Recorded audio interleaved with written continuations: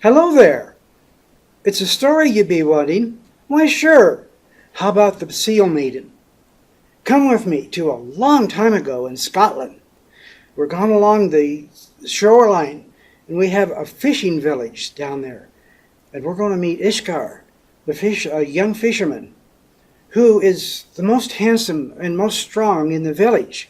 Now, being the most handsome, it can be a gift or it can be a curse. In his case, he never married. All of his friends married and had their nice families and was raising them. But he lived alone, and he would quite often go out in the evenings rowing his boat, thinking about this beautiful woman that he would someday marry and has a wonderful family.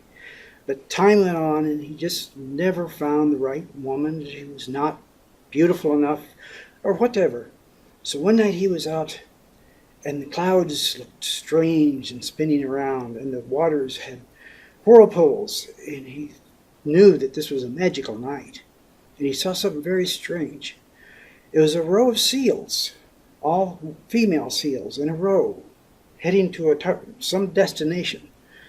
So he began following them because he knew it had to be something interesting.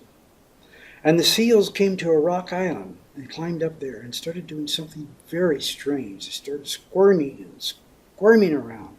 And all of a sudden their seal skins opened up and some beautiful women stepped out of them. And they went up and started singing, and they were swaying in the moonlight and all dancing. And the one that seemed to be a leader was just perfect.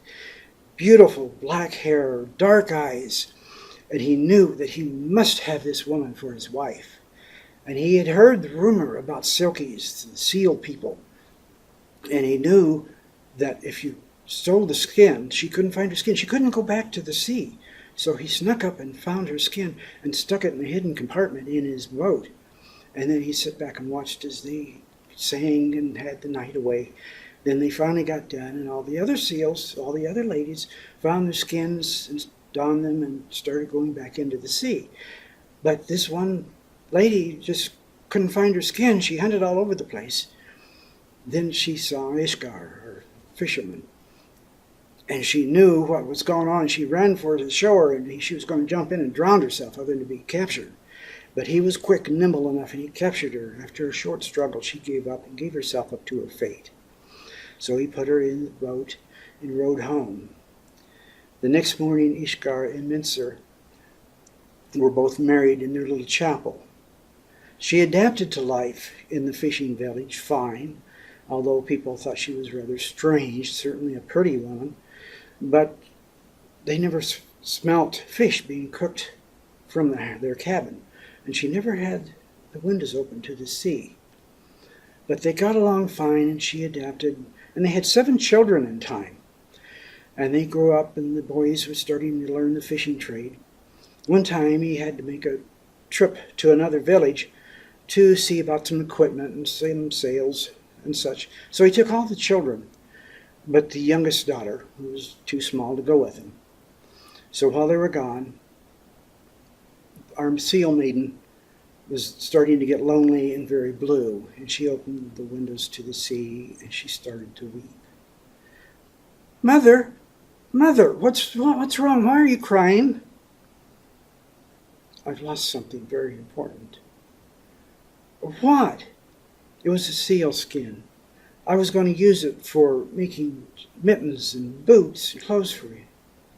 I know where it's at.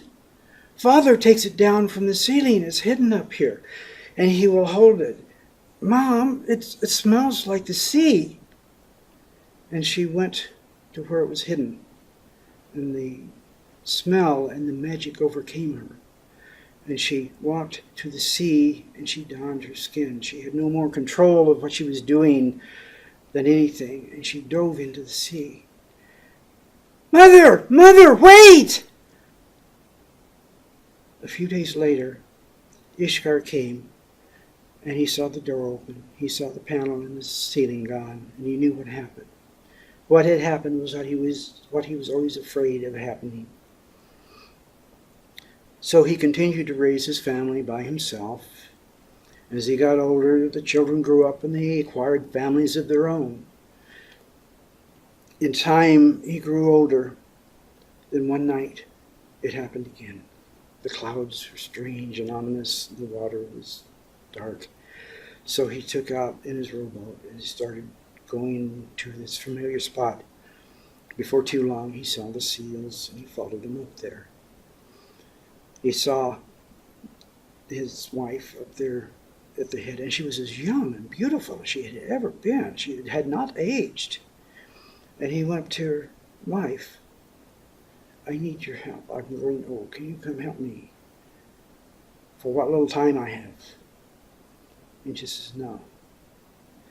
I gave you 7 children. I gave you several years. But my life is with the sea. I am of the sea. I will not go back." So he got in his boat and he rowed back home that night. He didn't last long after that. He lost his purpose in life and died not long after that. And the village always talked about this strange woman that he was married to and how she disappeared and went back to the sea. But more than that, they talked about the little girl that disappeared that night. Some say she drowned in the water that night. Some say no, she went to live with relatives. But most say no. On clear, still nights, you can hear the song of a seal from a long distance away, and it's her singing that song. And that's the story of the seal maiden.